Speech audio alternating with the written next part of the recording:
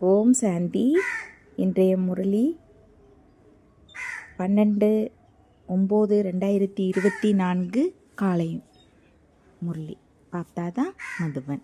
இனிமையான குழந்தைகளே, பிராமணர்கள் குடுமி ஆவார்கள் மற்றும் சூத்திரர்கள் பாதம் ஆவார்கள்.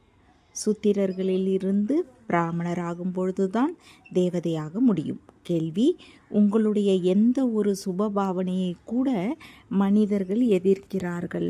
பதில்: இந்த பழைய உலகம் முடிந்து போய் புதிய உலக ஸ்தாபனை ஆகிவிட வேண்டும் என்பது உங்களுடைய சுபபாவனை.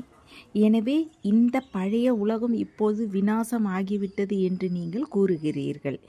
இதை கூட மனிதர்கள் எதிர்க்கிறார்கள். கேள்வி: இந்த இந்திரபிரஸ்தத்தின் முக்கியமான நியமம் என்ன? பதில்: எந்த ஒரு பதித்தமான தூய்மையற்ற இந்த இந்திரபிரஸ்தத்தின் சபையில் அழைத்து வரக்கூடாது. அதாவது எந்த ஒரு பதித்தமான சூத்திரரையும் இந்த இந்திரபிரஸ்தத்தின் சபையில் அழைத்து வரக்கூடாது. ஒருவேளை யாராவது அழைத்து வந்தார்கள் என்றால் அவர்கள் மீதும் பாவம் ஏற்பட்டு விடுகிறது. ஓம் சாந்தி. ஆன்மீக குழந்தைகளுக்கு ஆன்மீக தந்தை வந்து புரிய வைக்கிறார். நாம் நமக்காக நம்முடைய தெய்வீக ராஜ்யத்தை மீண்டும் ஸ்தாபனை செய்து கொண்டு இருக்கிறோம் என்பதை ஆன்மீக குழந்தைகள் அறிந்துள்ளார்கள். ஏனெனில் நீங்கள் பிரம்மா குமார் குமாரிகள் ஆவீர்கள். நீங்கள் தான் அறிந்துள்ளீர்கள். ஆனால் மாயை உங்களை கூட மறக்க வைத்து விடுகிறது. நீங்கள் தேவதையாக விரும்புகிறீர்கள். ஆனால் மாயை உங்களை பிராமணரிலிருந்து சூத்திரராக ஆக்கிவிடுகிறது. சிவபாபாவை நினைவு செய்யாமல் இருக்கும் பொழுது பிராமணர் சூத்திரராக ஆகிவிடுகிறார்கள். நாம் நமது ராஜ்யத்தை ஸ்தாபனை செய்து கொண்டு இருக்கிறோம் என்பது குழந்தைகளாகிய உங்களுக்கு தெரியும். ராஜ்யம் ஸ்தாபனை ஆகிவிடும் பொழுது இந்த பழைய சிருஷ்டி இருக்காது. அனைவரையும் இந்த உலகத்திலிருந்து சாந்திதாமத்திற்கு அனுப்பிவிடுகிறார். இது உங்களுடைய பாவனையாகும். ஆனால் இந்த உலகம் முடிந்துவிடப் போகிறது என்று கூறும்பொழுது அவசியம் ஜனங்கள் எதிர்பார்ப்பார்கள் அல்லவா? பிரம்மகுமாரிகள் இது என்ன இப்படி கூறுகிறார்கள் என்பார்கள். விநாசம் விநாசம் என்றே கூறிக்கொண்டு இருக்கிறார்கள். இந்த விநாசத்தில் தான் குறிப்பாக பாரதம் மற்றும் பொதுவாக உலகத்திற்கு நன்மை உள்ளது என்பதை நீங்கள் அறிந்துள்ளீர்கள். இந்த விஷயத்தை உலகத்தார் அறியாமல் உள்ளார்கள். விநாசம் ஆகும் பொழுது எல்லோருக்கும் முக்திதாமம் சென்று விடுவார்கள். இப்பொழுது நீங்கள் ஈஸ்வரிய சம்பிரதாயினராக ஆகி உள்ளீர்கள். முதலில் அசுர சம்பிரதாயினராக இருந்தீர்கள். உங்களுக்கு சுயம் இறைவன் என் ஒருவனை நினைவு செய்யுங்கள் என்று கூறுகிறார். எப்பொழுதும் நினைவிலேயே இருக்க முடியாது என்பதையோ தந்தை அறிந்துள்ளார். எப்பொழுதும் நினைவு இருந்திருந்தால் விக்கர்மங்கள் விநாசமாகிவிடும். பிறகு கர்மாத்தீத்த நிலை ஆகிவிடும். இப்பொழுதோ எல்லோரும் புருஷார்த்திகள் ஆவார்கள். யார் பிராமணர்கள் ஆவார்களோ அவர்களே தேவதையாகி விடுவார்கள். பிராமணர்களுக்கு பிறகு இருப்பவர்கள் தேவதைகள் ஆவார்கள். பிராமணர்கள் குடுமி ஆவர் என்பது தந்தை புரிய வைத்துள்ளார். எப்படி குழந்தைகள் குட்டிக்கர்ணம் போடுகிறார்கள்? முதலில் வருவது தலையின் குடுமி. பிராமணர்களுக்கு எப்பொழுதும் குடுமி இருக்கும். நீங்கள் பிராமணர் ஆவீர்கள். முதலில் சூத்திரர்கள் அதாவது கால்களாக இருந்தோம். இப்பொழுது பிராமணர் குடுமியாகி உள்ளீர்கள். பிறகு தேவதையாகி விடுவீர்கள். தேவதை என்று முகத்திற்கு கூறுவார்கள். சத்திரியர் என்று புஜங்களுக்கும், வைசியர் என்று வயிற்றுக்கும், சுத்திரர் என்று கால்களுக்கும் கூறுவார்கள். சுத்திரர் என்றால் இழிந்த புத்தி, துச்ச புத்தி. யார் தந்தையை அறியாமல் உள்ளார்களோ மற்றும் இன்னுமே தந்தையை நிந்தித்து கொண்டு இருக்கிறார்களோ அவர்களுக்கு இழிந்த புத்தி என்று கூறப்படுகிறது. அப்பொழுதுதான் தந்தை கூறுகிறார், எப்பொழுதெல்லாம் பாரதத்தில் நிந்தை ஏற்படுகிறதோ அப்பொழுது நான் வருகிறேன். யார் பாரதவாசிகளாக இருக்கிறார்களோ அவர்களிடம்தான் உரையாடுகிறார். யதா யதாகி தர்மஸ்ய. தந்தை வருவதும் பாரதத்தில்தான், வேறு எந்த இடத்திலும் வருவதே இல்லை. பாரதம்தான் அவிநாசி கண்டமாகும். தந்தையும் அவிநாசி ஆவார். அவர் ஒருபொழுதும் பிறப்பு இறப்பில் வருவது இல்லை. தந்தை வந்து அவிநாசி ஆத்மாக்களுக்குத்தான் கூறுகிறார், இந்த சரீரமோ அழியக்கூடியது ஆகும். இப்பொழுது நீங்கள் சரீர உணர்வை விடுத்து தன்னை ஆத்மா என்று உணர்வதற்கு முற்பட்டுள்ளீர்கள். ஹோலியின் பொழுது கோக்கி என்ற தின்பண்டத்தை சுடும்பொழுது அந்த கோக்கி முழுவதுமாக எரிந்து விடுகிறது. ஆனால் அது கட்டப்பட்டுள்ள நூல் எரிவதில்லை என்று தந்தை புரிய வைத்திருந்தார். ஆத்மா ஒருபொழுதும் அழிந்து விடுவதில்லை. இந்த உதாரணம் இதற்காகத்தான் உள்ளது. ஆத்மா அழியாதது என்பது எந்த ஒரு மனிதருக்கும் தெரியாது. அவர்களோ ஆத்மா நிர்லேப், ஆத்மாவில் எதுவும் பதிவதில்லை என்று கூறிவிடுகிறார்கள். தந்தை கூறுகிறார், இல்லை, ஆத்மாதான் இந்த சரீரத்தின் மூலமாக நல்லது அல்லது தீய செயல்களை செய்கிறது. ஒரு சரீரத்தை விட்டு பின் மற்றொன்றை எடுக்கிறது மற்றும் வினை பயனை அனுபவிக்கிறார். எனவே அவர் கணக்கு வழக்கு எடுத்து கொண்டு வந்துள்ளார் அல்லவா? எனவே அசுர உலகத்தில் மனிதர்கள் அளவற்ற துக்கத்தை அனுபவிக்கிறார்கள். ஆயுள் கூட குறைவாக உள்ளது. ஆனால் மனிதர்கள் இந்த துக்கங்களை கூட சுகம் என்று கருதி அமர்ந்துள்ளார்கள். நிர்விகாரி ஆகுங்கள் என்று குழந்தைகளாகிய நீங்கள் எவ்வாறு கூறுகிறீர்கள்? பிறகும் விஷமின்றி எங்களால் இருக்க முடியாது என்று கூறுகிறார்கள். ஏனெனில் சுத்திர சம்பிரதாயம் ஆவார்கள் அல்லவா? இழிந்த புத்தி உடையவர்களாக உள்ளார்கள். நீங்கள் குடுமியாக பிராமணர்களாக ஆகியுள்ளீர்கள். குடுமியோ எல்லாவற்றையும் விட உயர்ந்தது ஆகும். தேவதைகளை விடவும் உயர்ந்தவர்கள் ஆவார்கள். நீங்கள் இச்சமயத்தில் தேவதைகளை விடவும் உயர்ந்தவர்கள் ஆவீர்கள். ஏனெனில் தந்தையுடன் கூட இருக்கிறீர்கள். தந்தை இச்சமயத்தில் உங்களுக்கு கற்பிக்கிறார். தந்தை குழந்தைகளின் கீழ்ப்படிந்துள்ள சேவகன் ஆவார் அல்லவா? குழந்தைகளை பெற்றெடுத்து பராமரித்து கற்பித்து பிறகு பெரியவர்களாக ஆக்கிய பின் முதியவராகிவிடும் பொழுது முழு சொத்தையும் குழந்தைகளுக்கு கொடுத்துவிட்டு சுயம் குருவிடம் சென்று தனிமையில் போய் அமர்வார்கள். வான்பிரஸ்தி ஆகி விடுவார்கள். முக்தி தாமம் செல்வதற்காக குருவை பின்பற்றுகின்றனர். ஆனால் அவர்கள் முக்தி தாமத்திற்கோ செல்ல முடியாது. எனவே தாய் தந்தை குழந்தைகளை பராமரிக்கிறார்கள். தாய் நோய்வாய்ப்பட்டு விட்டார் என்று வைத்துக்கொள்வோம். குழந்தைகள் மலங்கழித்து விடுகிறார்கள் என்றால் பின் தந்தை சுத்தம் செய்ய வேண்டி வரும் அல்லவா? எனவே தாய் தந்தை குழந்தைகளின் சேவர்கள் ஆகிறார்கள். முழு சொத்தையும் குழந்தைகளுக்கு கொடுத்து விடுகிறார்கள். எல்லையில்லாத தந்தையும் கூறுகிறார், நான் வரும்பொழுது நான் ஒன்றும் சிறு குழந்தைகளிடம் வருவது இல்லை. நீங்களோ பெரியவர்களாவீர்கள் அல்லவா? உங்களுக்கு வந்து அறிவுரை கூறுகிறார். நீங்கள் சிவபாபாவின் குழந்தைகளாகிவிடும் பொழுது PK என்று அழைக்கப்படுகிறீர்கள். அதற்கு முன்பு சூத்திரகுமாரர் குமாரிகளாக இருந்தீர்கள். வைசியாலயத்தில் இருந்தீர்கள். இப்பொழுது நீங்கள் வைசியாலயத்தில் இருப்பவர்கள் அல்ல. இங்கு யாருமே விகாரிகளாக இருக்க முடியாது. சட்டம் கிடையாது. நீங்கள் PK ஆவீர்கள். இந்த இடம் இருப்பதே பிரம்மகுமாரிகள் குமாரர்கள் இருப்பதற்காக பதித்தமாக விகாரத்தில் செல்பவர்களுக்குத்தான் சூத்திரர் என்று கூறப்படுகிறது என்பதை புரிந்து கொள்ளாத மிகவுமே அறியாத குழந்தைகள் கூட ஒரு சிலர் இருக்கிறார்கள். சூத்திரர்களுக்கு இங்கு இருப்பதற்கான சட்டம் கிடையாது. அவர்கள் இங்கு வர முடியாது. இந்திர சபையின் விஷயமாகும். ஞானமழை பொழிந்து கொண்டிருக்கும் இதுதான் இந்திர சபை ஆகும். ஏதோ ஒரு PK தூய்மையற்றவரை, அதாவது ஆபவித்திரமானவரை ஒழித்து வைத்து சபையில் உட்கார வைத்தார். கல்லாகி விடு என்று இருவருக்கும் சாபம் கிடைத்து விட்டது. உண்மையிலும் உண்மையான இந்திரபிரஸ்தம் இதுதான் ஆகும் அல்லவா? இது ஒன்றும் சுத்திரகுமாரர்களின் குமாரிகள் சத் சங்கம் கிடையாது. தேவதைகள் பவித்திரமாக இருப்பார்கள். சுத்திரர்கள் பதித்தமாக இருப்பார்கள். பதித்தர்களை தந்தை வந்து பாவன தேவதை ஆக்குகிறார். இப்பொழுது நீங்கள் பதித்த நிலையிலிருந்து பாவனமாக ஆகிக்கொண்டு இருக்கிறீர்கள். எனவே இது இந்திர சபை ஆகியது. கேட்காமல் யாராவது விகாரியை குட்டி வருகிறார் என்றால் தண்டனை கிடைத்து விடுகிறது. கல் புத்தியாகி விடுகிறார்கள். இங்கு தங்க புத்தியாக ஆகி கொண்டு இருக்கிறார்கள் அல்லவா? எனவே யார் அவர்களை அழைத்து வருகின்றார்களோ அவர்களுக்கும் சாபம் கிடைத்து விடுகிறது. நீங்கள் விகாரிகளை மறைத்து ஏன் கூட்டி வந்தீர்கள்? இந்திரனிடம் கேட்கக்கூட இல்லை. எனவே எவ்வளவு தண்டனை கிடைக்கிறது? இவை மறைமுகமான விஷயங்கள். இப்பொழுது நீங்கள் தேவதை ஆகி கொண்டு இருக்கிறீர்கள். மிகவுமே கடுமையான சட்டங்கள் உள்ளன. நிலையே விழுந்து விடுகிறது. ஒரேடியாக கல்புத்தியாகி விடுகிறார்கள். இருப்பதே கல்புத்தியாக. தங்க புத்தி ஆவதற்கான புருஷார்த்தமே செய்வது இல்லை. இந்த மறைமுகமான விஷயங்களை குழந்தைகளாகிய நீங்கள் தான் புரிந்து கொள்ள முடியும். இங்கே PKகள் இருக்கிறார்கள்.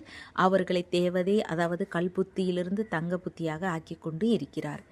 எந்த ஒரு சட்டத்தையும் மீறக்கூடாது என்று தந்தை இனிமையிலும் இனிமையான குழந்தைகளுக்கு புரிய வைக்கிறார். இல்லை என்றால் அவர்களை 5 பூதம் பிடித்து கொண்டு விடும்.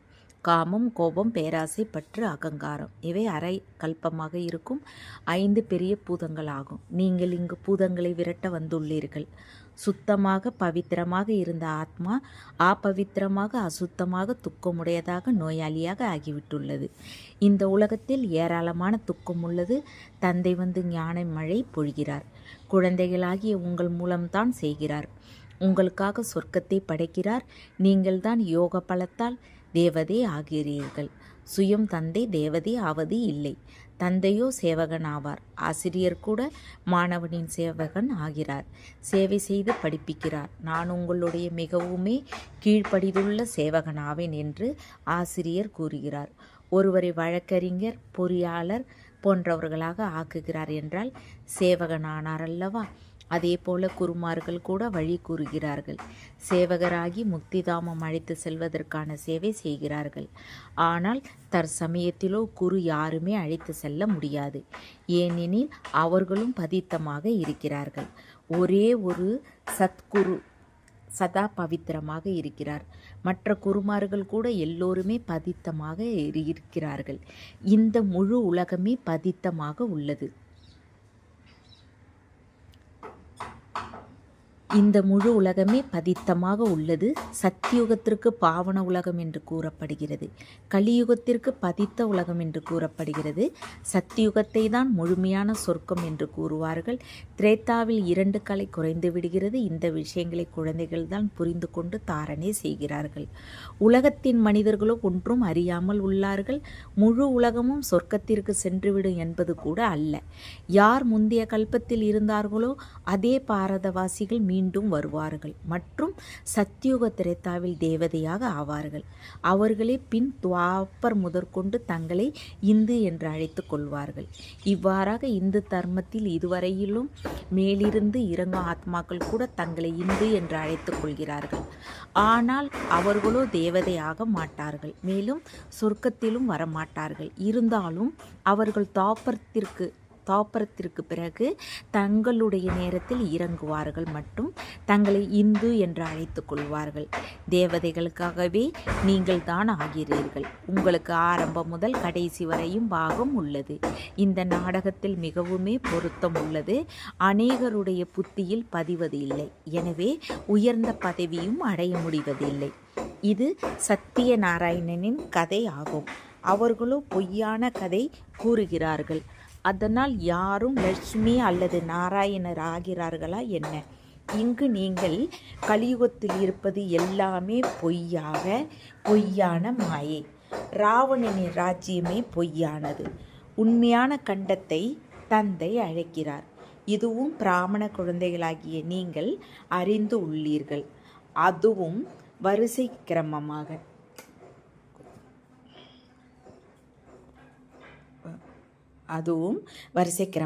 முயற்சிக்கு ஏற்ப.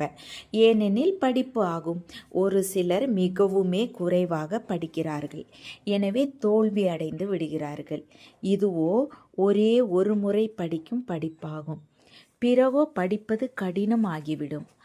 ஆரம்பத்தில் யார் படித்து சரீரத்தை விட்டுவிட்டு சென்று இருக்கிறார்களோ அவர்கள் அந்த சமஸ்காரம் எடுத்து சென்றுள்ளார்கள். மீண்டும் வந்து படித்து கொண்டு இருக்கக்கூடும். பெயர் ரூபமும் மாறிவிடுகிறது. ஆத்மாவிற்குத்தான் முழு 84 பாகம் கிடைத்துள்ளது. அதை வெவ்வேறு பெயர், ரூபம், தேசம், காலத்தின் பாகமாக ஏற்று நடிக்கிறார். இவ்வளவு சிறிய ஆத்மாவிற்கு எவ்வளவு பெரிய சரீரம் கிடைக்கிறது? ஆத்மாவோ எல்லோருக்குள்ளும் உள்ளது அல்லவா? இவ்வளவு சிறிய ஆத்மா இவ்வளவு சிறிய கொசுவில் கூட உள்ளது. இவை எல்லாமே மிகவும் சூட்சுமமான புரிந்து கொள்ள வேண்டிய விஷயங்கள் ஆகும். எந்த குழந்தைகள் இதை நல்ல முறையில் புரிந்து இருக்கிறார்களோ அவர்களே மாலையின் மணி ஆகிறார்கள். மற்றவர்களோ அங்கு ஒரு பைசா அளவிற்கான பதவி அடைவார்கள். இப்பொழுது உங்களுடைய இந்த மலர்களின் தோட்டம் உருவாகி கொண்டு இருக்கிறது. முதலில் நீங்கள் முட்களாக இருந்தீர்கள். காம விகாரத்தின் முள் மிகவும் மோசமானது என்று தந்தை கூறுகிறார். அது முதல் இடைக்கடை துக்கம் கொடுக்கிறது. துக்கத்தின் அடிப்படை காரணமே காமம். காமத்தை வெல்வதால் தான் உலகத்தை வென்றவர் ஆவீர்கள். இதுதான் நிறைய பேருக்கு கடினமாக தோன்றுகிறது. தூய்மையாக ஆகுவது மிகவும் அரிதாக உள்ளது. யார் முந்தைய கல்பத்தில் ஆகியிருந்தார்களோ அவர்களே ஆவார்கள். யார் முயற்சி செய்து உயர்ந்ததிலும் உயர்ந்த தேவதை ஆவார்கள் என்பது புரிய வைக்கப்படுகிறது. நரனிலிருந்து நாராயணன், நாரியிலிருந்து லட்சுமி ஆகிறார்கள் அல்லவா? புது உலகத்தில் கணவன் மனைவி இருவருமே பாவனமாக இருந்தார்கள். இப்பொழுது பதித்தமாக உள்ளார்கள். பாவனமாக இருக்கும் பொழுது சதோ பிரதானமாக இருந்தார்கள், இப்பொழுது தமோ பிரதானமாக ஆகிவிட்டுள்ளார்கள். இங்கு இருவருக்குமே முயற்சி செய்ய வேண்டும். இந்த ஞானத்தை சந்நியாசிகள் கொடுக்க முடியாது. அந்த தர்மமே துறவற மார்க்கத்தினுடையது, தனியானது ஆகும். இங்கு பகவானோ கணவன் மனைவி இருவருக்கும் கற்பிக்கிறார். இப்பொழுது சூத்திரரிலிருந்து பிராமணராகி பின் லட்சுமி நாராயணராக வேண்டும் என இருவருக்குமே கூறுகிறார்.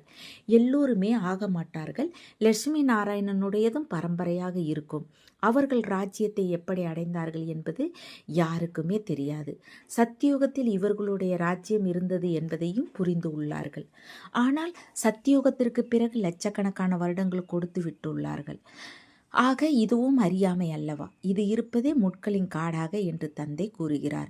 அது மலர்களின் தோட்டம் ஆகும். இங்கு வருவதற்கு முன்னால் நீங்கள் அசுரராக இருந்தீர்கள். இப்பொழுது நீங்கள் அசுரரிலிருந்து தேவதையாகி கொண்டு இருக்கிறீர்கள். யாராக்குகிறார்? எல்லையில்லாத தந்தை. தேவதைகளின் ராஜ்யம் இருக்கும் பொழுது வேற யாரும் இருக்கவில்லை. இதுவும் நீங்கள் புரிந்துள்ளீர்கள். யாரும் புரிந்து கொள்ள முடியவில்லையோ அவர்களுக்கு தான் பதித்தர் என்று கூறப்படுகிறது.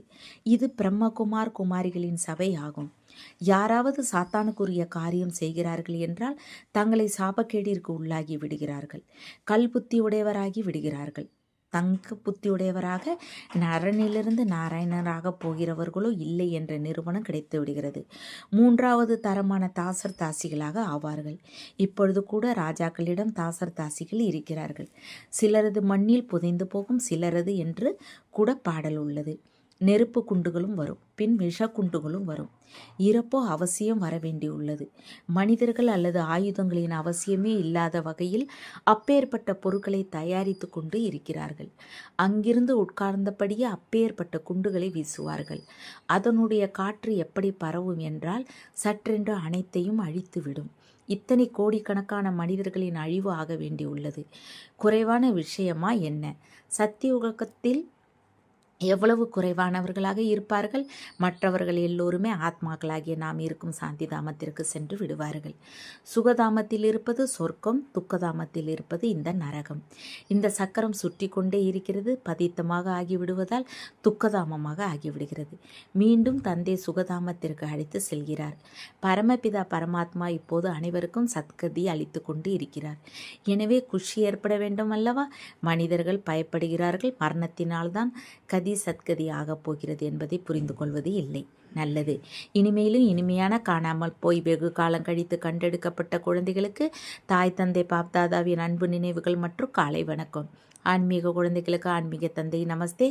ஆன்மீக தந்தைக்கு ஆன்மீக குழந்தைகளின் அன்பு நினைவுகள் மற்றும் நமஸ்தே. தாரணைக்கான முக்கிய சாரம் 1. மலர்களின் தோட்டத்திற்கு செல்வதற்காக உள்ளுக்குள் இருக்கும் காம கோபத்தின் முட்களை நீக்கிவிட வேண்டும். சாபம் கிடைத்துவிடும் வகையில் எவ்வித செயலும் செய்யக்கூடாது. 2.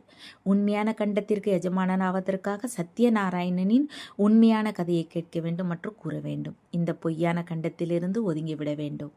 வரதானம். ஒளியின் ஆதாரத்தில் ஞானம், யோகத்தின் சக்திகளில் பிரயோகம் செய்யக்கூடிய பிரயோகசாலி ஆத்மா ஆகுக. எப்படி இயற்கையின் ஒளி விஞ்ஞானத்தின் பலவிதமான பிரயோகங்களை நடைமுறையில் செய்து காட்டுகிறது, அப்படி ஆத்மாக்களான நீங்கள் பரமாத்மா ஒளி, ஆத்மீக ஒளி மற்றும் கூடவே நடைமுறை ஸ்திதியின் லைட் மூலம் ஞான யோகத்தின் சக்திகளை பிரயோகம் செய்யுங்கள். ஒருவேளை ஸ்திதி மற்றும் சொரூபம் டபுள் லைட்டாக இருந்தால் பிரயோகத்தின் வெற்றி மிக எளிதாகிவிடும். ஒவ்வொருவரும் தனக்காக பிரயோகத்தில் ஈடுபட்டால் பிரயோகசாலி ஆத்மாக்களின் சக்திசாலி குழு உருவாகிவிடும். ஸ்லோகன். தடைகளின் அம்சம் மற்றும் வம்சத்தை அழித்து விடுபவர்களே விக்ன விநாசம் ஆவார்கள். ஓம் சாந்தி. தேங்க்ஸ் பாபா.